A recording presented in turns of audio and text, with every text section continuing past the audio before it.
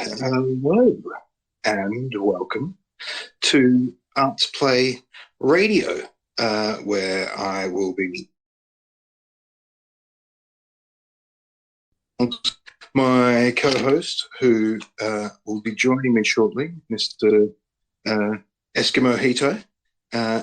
Arts Play Radio is a space where we discuss creativity in general and the creative process, particularly for people involved in Web3 and the associated milieu. I'm just trying to get myself organized there. There we go.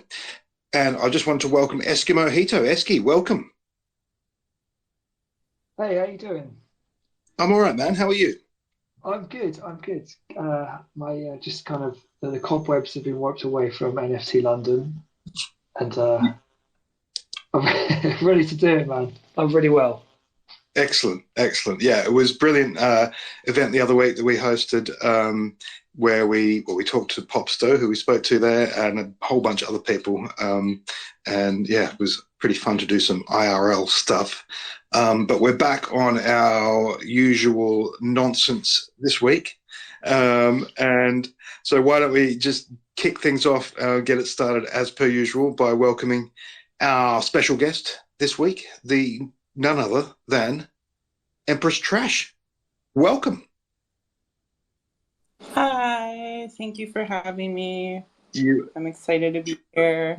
you're most welcome. What we usually do to kick these things off is ask our guests to tell us who they are, to sort of whatever extent you feel comfortable, and how you describe the sort of art that you make to anyone who might not have come across your work before.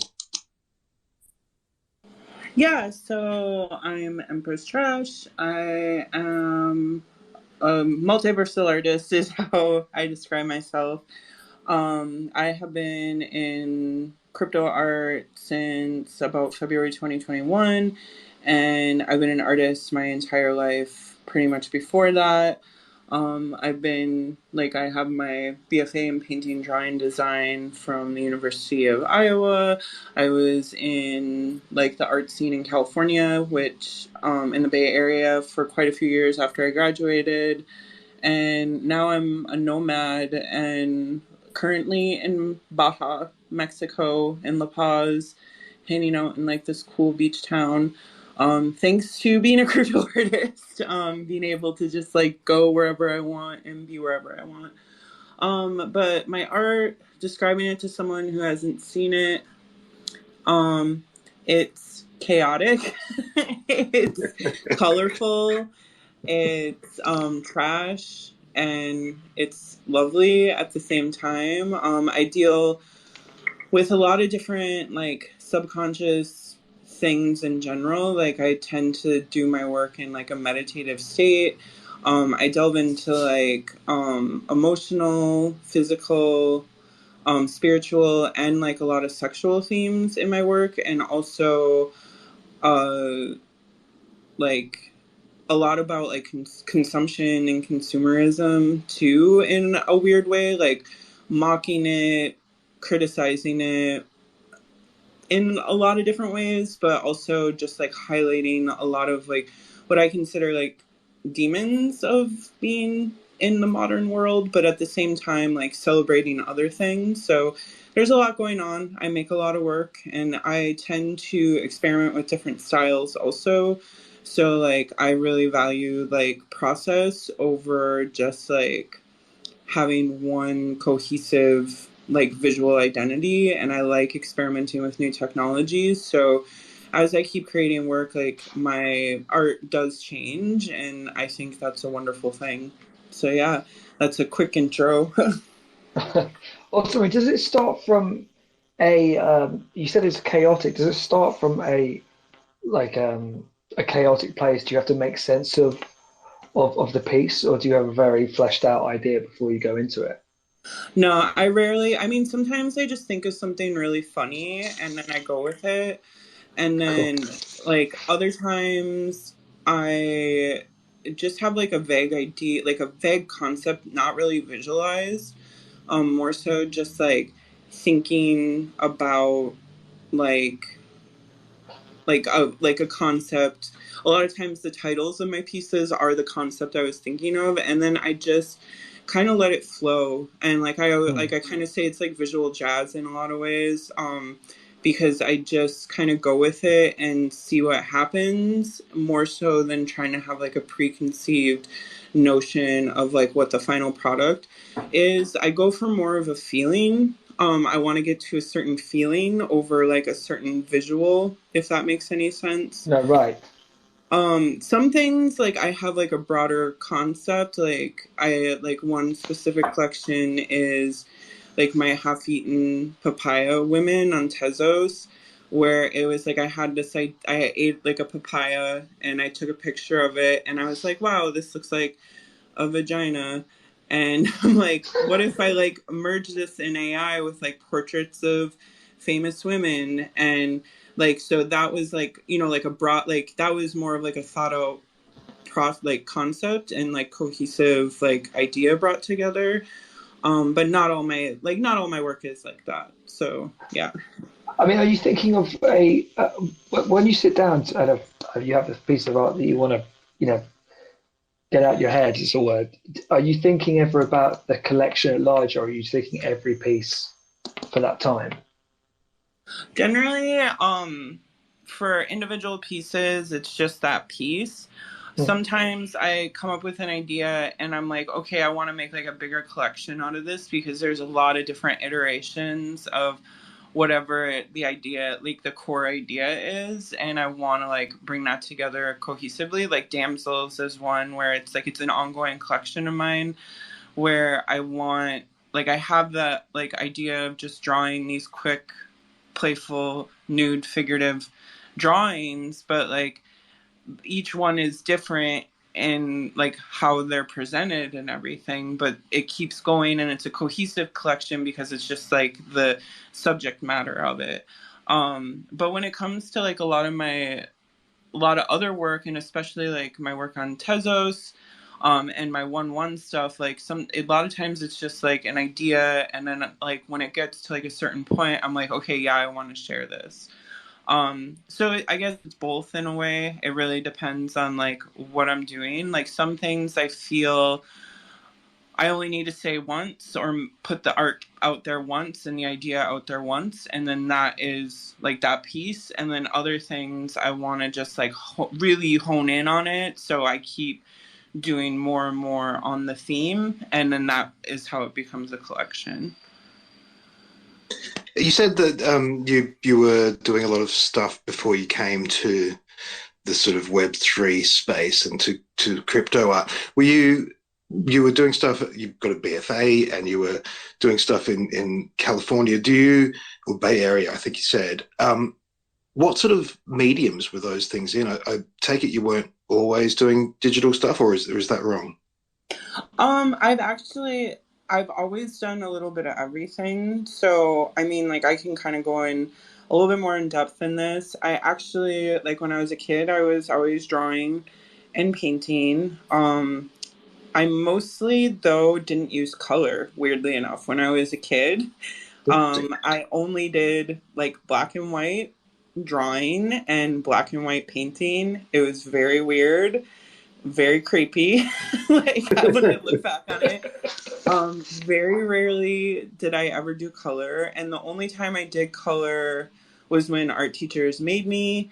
Like they pushed, like in high school, like making me do stuff, and then also like I started using Photoshop when I was in high school, and playing around with like making things in Photoshop. And in the digital realm, I always like kind of used color. Like it wasn't like as high octane.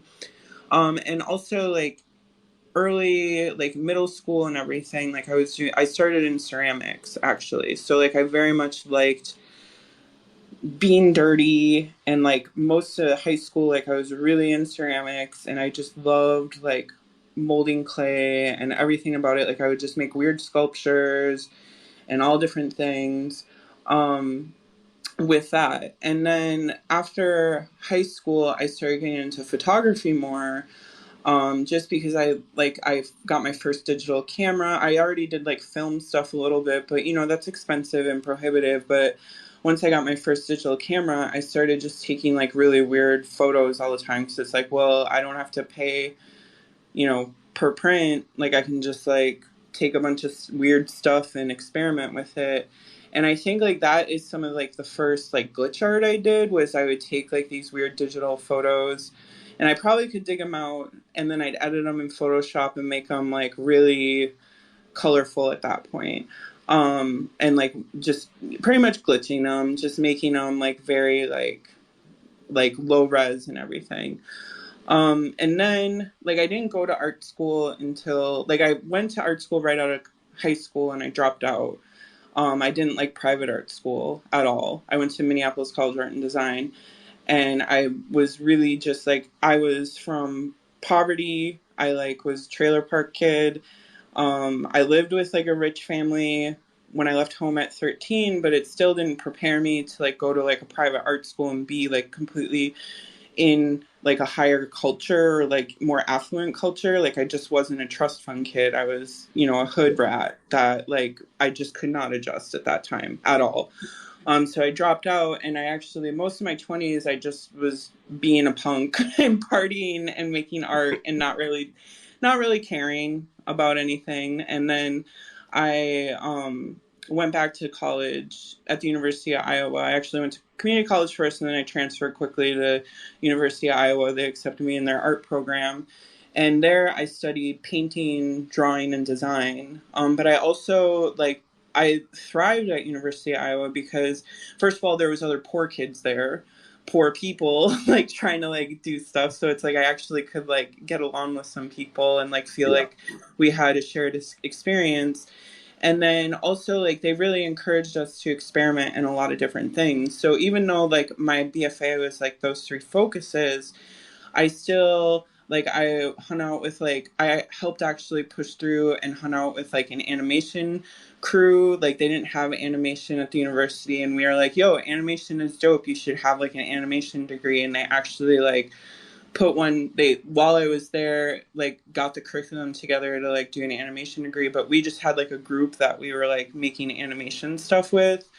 And then also like I was doing still ceramics. I took photography classes. I was working for a photographer for a while in Iowa. So it's like I still was doing that. I worked in like the photo or in the archives of the university too for a while, like photo editing. But then also like I took like a theater class too. And I took like Korean and Japanese and like all these different things when I was at university, because I really just value having like very multidisciplinary approach and like understanding things from like multiple point of views. And that's like really like I thrived in that environment where they just really encouraged us to like cross collaborate with different genres and mediums and like think about like how we can mix and match stuff. And it's like I was in traditional painting classes, but then I'm like, well, I want to do some digital paintings too for this. And like, I like some professors were like, well, that isn't real painting. And it's like, well, no, it is. And I'm still going to do it.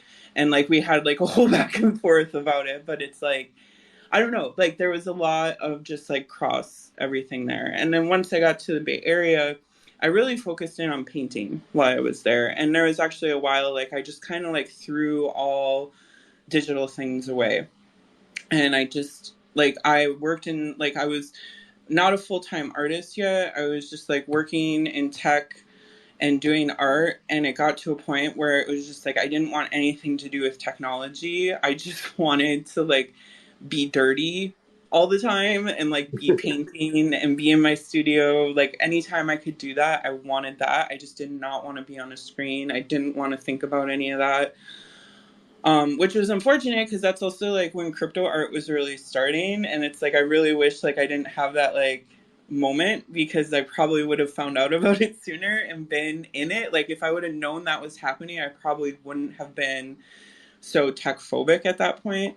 But then like through that, I started getting more, I'm like, man, I miss animating. I miss like the freedom of digital stuff. And so I started getting like in like the year or two leading up to before I got into crypto art, I started doing digital stuff more. And I'm like, well, I don't know how to like make any money with this, but I'm just going to do this because it's fun. And then when I found out about NFTs and everything, I was just like, hot damn, this is it. Like, this is what I've been waiting for. And yeah, and the rest is on the blockchain. So, yeah. I mean, a lot of people we've had on, they do cite like this punk ethos. Um, I think a lot of people have come from that background. I think that's why people are really drawn to the space because I think that the whole like punk, the idea of community is so strong here. Have you always created art within a community? Because it seems like you're very, um, I don't want to say community centric. That sounds awful, but from like you seem to be part of lots of collectives. Is that like do you find yourself working by yourself, or are you more into C? When I was younger, I was a loner. I was that weird, like, kid that, like, I didn't have friends until I was in high school. And in high school, I was known by everyone, but I didn't, like, I had a very few, like, people I considered friends. It was one of those things. But I just kind of did my own thing in high school. I felt like there was people who understood and like got along with like the vibe I was throwing down, but I really like all the stuff I went through as a kid and everything made it really hard to relate to a lot of other people because they had so much and like it was really like, you know, like I really had a chip on my shoulder when I was a teenager too. Like I was kind of a bitch just to like be really You're a clear. Like I'm not gonna be like, oh poor me, I was bullied. It's like no, I was kind of horrible as a teenager. And it wasn't until my 20s that some of that stuff worked out. But I think when I started getting older, I started realizing like, well, it's like I don't have a family. Like I don't have like any, you know, structure like that. So it's like I have to keep building it around me. Like I have to keep my friendships are like they become family to me, and like my connections are like important in that aspect. So I think like in college I really learned how to work with other people better, and not be so confrontational about everything. And it really helped me learn the value of like working collectively, co-creating with people, because that's when like real magic happens and real awesome stuff.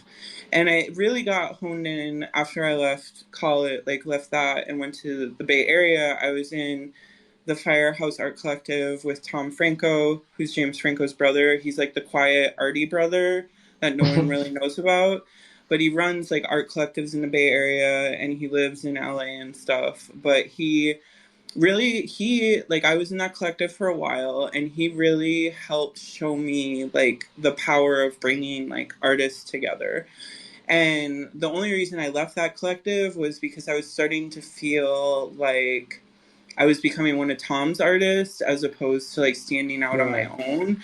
And it's nothing against him. I love him dearly, like very much dearly. It's just like when you're when you're working under an artist with such a big personality and presence, it's hard not to become one of their artists, like in the eyes of like everyone else. Even if you're not one of their, like even if you are standing on your own, it just kind of naturally happens. So I left the collective and started running the shows and out of my house in Oakland, like underground shows, and bringing artists kind of to me and giving them. So the house was really like a place to like bring people who, you know, low accessibility. You just want to like do some weird shit. Come hang out and do some weird noise music, put together like a weird art installation. Like you can use the house however you want. And we had the whole basement as like an art studio, hangout place. In the backyard, we even had a stage. It was like very much all of that. And COVID is the only reason all of that died. Because it was just like we didn't feel in that house like, you know, it was good to just like keep bringing people together if there's like a pandemic happening.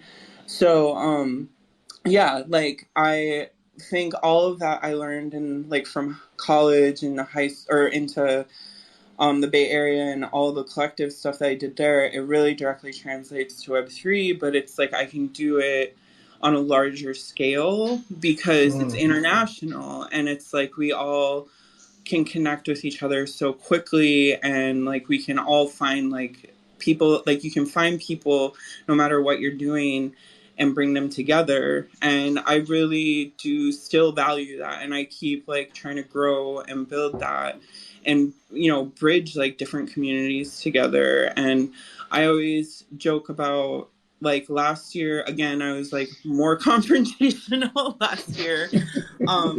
I'm an Aries, by the way, so I'm just putting that out there. I tend to be kind of fighty sometimes, but at some point last year, I'm like, I'm tired of fighting on the internet. Like, I just want, instead of being a social justice warrior, what if I'm a social justice diplomat? Like, I have that thought, and Wonder's in the room, and I know I said this to her, and I'm like, what if, like, instead of just being a bitch about everything, I just try to, like, be cool with people even if I don't like some of their ideals, and I try to just exist and build the bridges, and then maybe we can learn from each other, you know? And that when I started thinking that, it really was a turning point for me in just how I approach like community building in general. Like there's some hard boundaries for me, like I just don't deal with Nazi shit. I don't deal with like, you know, hate in general, and I don't deal with like,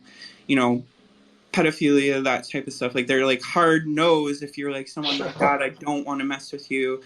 And also like predatory behavior in general, like I tend to be like, I'm apprehensive of, and like to where I will like shut someone out because of just my own trauma past. But in general, it's just like if someone's cool, I'm cool, and it's like we're all just trying to work on stuff together. So let's be cool and work on stuff together. And what has happened from that is I get accepted. I've been getting accepted into more and more different communities that are from my core community of people. And I just keep trying to build the bridges to like get everyone to maybe I don't like understand each other better, or just like not be so at odds all the time. But yeah, it keeps growing, and I don't know how it will. I don't know what will happen in the future, but it will keep growing. I know that. Isn't it strange that like the internet could be such a toxic place that like empathy is the most punk rock thing you could do? It is. Well, and in Oakland, we always said like kindness is punk. Like Yeah, man. when you're in like a system that perpetuates cruelty and profits off of cruelty and exploitation, like being kind to each other is like the most radical act you can do. Which it's like that's not how people in the past have thought of punks, but that's how punks have always thought of punks. So Absolutely, absolutely. I hope you haven't lost any of that, like any of that drive to put like on underground noise shows and no, art I shows because want I'll to. be on a plane immediately. That sounds incredible. Whenever I have the resources, I want like one of my big goals, and I don't have the money for it, but I want to own my own like property to be able to do that, like provide space for artists. Like the one of the things that happened at the house in Oakland is just like we were butting heads with the landlord all the time about stuff, and it's like we weren't doing anything that was like, even the city came in, the fire department came in and was like, yeah, they're fine, but the landlord just like wanted to control the situation. And like I have like a long-term goal vision of like hopefully if and whenever I make a bunch of money to like buy physical spaces and provide space for artists, because I think that like in Web3, like we're really good about being like, oh, we're gonna uplift artists, we're gonna like retweet their work, we're gonna exhibit them digitally or physically, we're gonna try to get people to buy it. But the baseline is if you don't have a physical space to be safe in and exist, like you can't create art.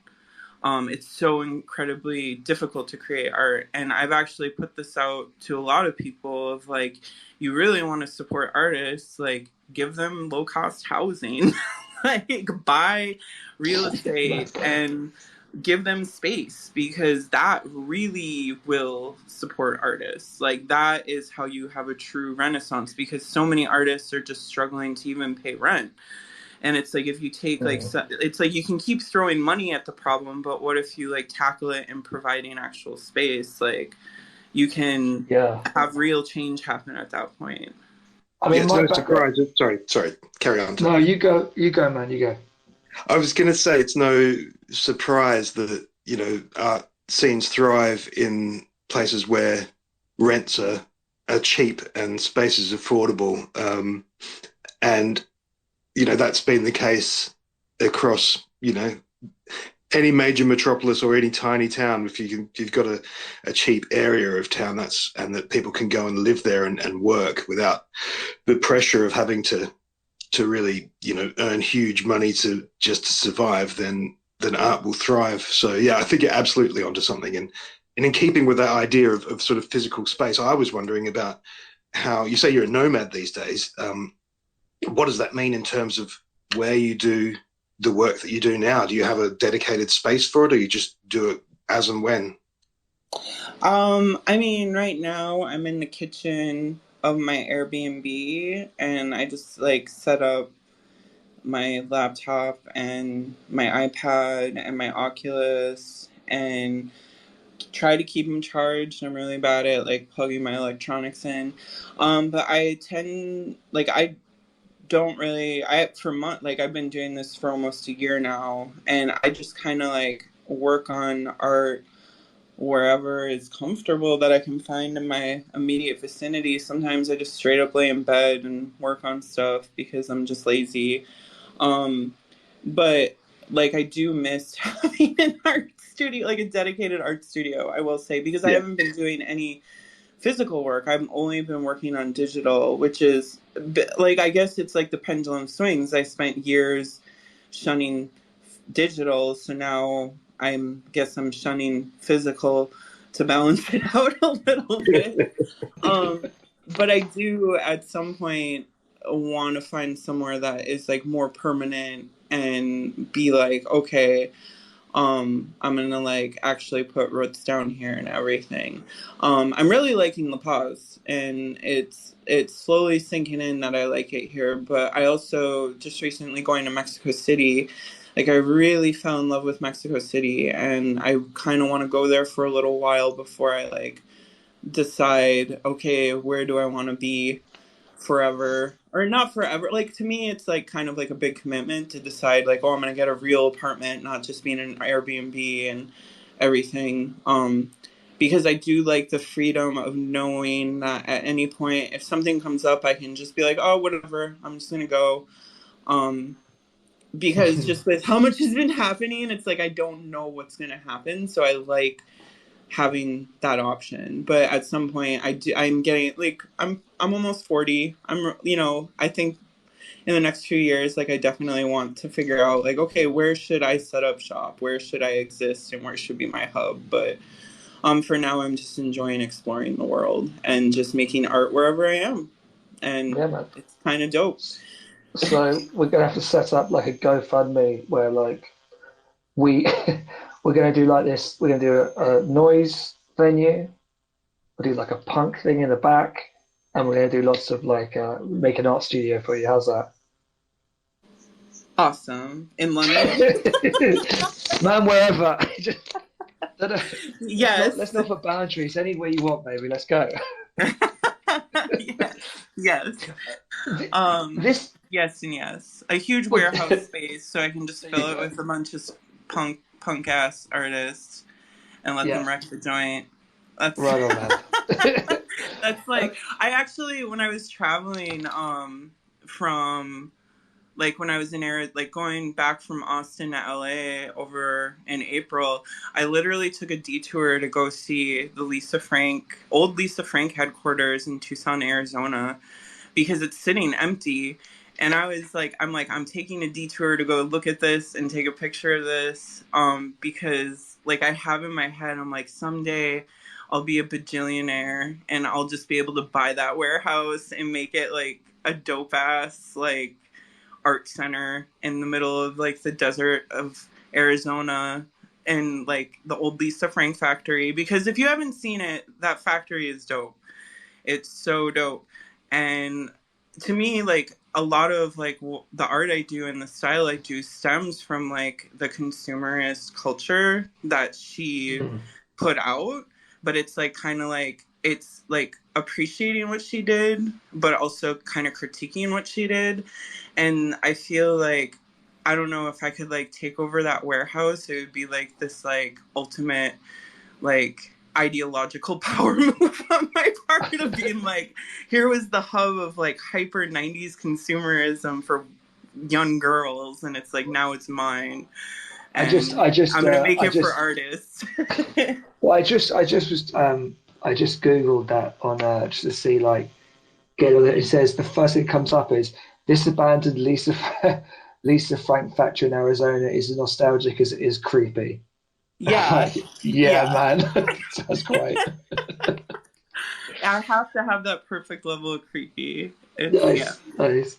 Well, her story is tragic, actually. Like there was a bunch of drugs involved. Her husband stole a bunch of money and like cheated on her. Like Lisa Frank's story is not a happy ending. So it's like, it kind of has like, you feel it there, like that hauntedness of like a lot of dreams broken in a way. Like, and when I visited there, and I don't know, yeah, it's interesting. Lisa Frank is an interesting person that I kind of fixate on a lot. So this has kind of been it's kind of turned into like our flagship question, but we like to ask artists, when do you know a piece of work is finished? When I feel like it's finished. Like I said, it's a feeling. Like when I look at it, I get like almost a sense of euphoria, and that's how I know it's done. And sometimes, like for me, I need to separate out a little bit, because I don't know if I'm getting the euphoria from doing the piece itself, like the actual process of it, or from looking at it. So a lot of times, like I'm working on a piece and I'll get like that like feeling, and then I'll be like, okay, and I have to put it away for a while, and then I'll come back to it and look at it and be like, oh, I still feel that way. And then a lot of times too, I'll show it to people I trust, like Max Capacity, Wonder, who's in the audience. I show also, if I'm not sure if I'm like hitting that feeling, like I'll show it to them just to get like an outside gauge of like, yeah, like you hit it. Because I think like specifically with also like them and like people who I work with a lot, it's like we're all kind of going for like, we know each other's vibes enough to know like, yeah, you've hit it, like you've gotten to that point of like, it's you. And so I think like it's great to be able to get like that kind of feedback and everything, but really it's a feeling, and it's really hard to explain that feeling, but it's like, it's a high, it's a euphoria, it's a like, it makes my brain buzz in a certain way. Some things I specifically want people to be very uncomfortable when they're looking at it. I want that feeling. So like when I look at it, I want to be uncomfortable. So there's that too. Something like, and it's not like necessarily a discomfort, like it's a repulsion. Some people are repulsed by it, but it's a discomfort of, I know it's like breaking down some internal thought pattern or whatever, and that isn't a comfortable feeling.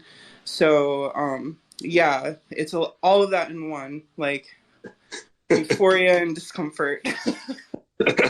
It's interesting that you describe it that way, because what I was going to say to you earlier when you said about the fact that you don't feel like you're looking at stuff as a cohesive aesthetic necessarily, but as a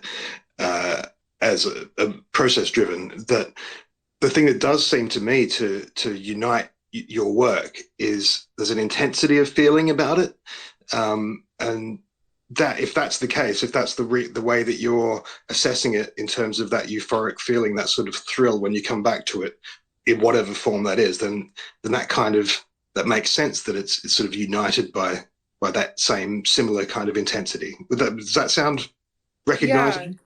Yeah, and because a lot of it is I'm trying to pull stuff out of my subconscious, and make it a and illuminating it and making it a conscious thing.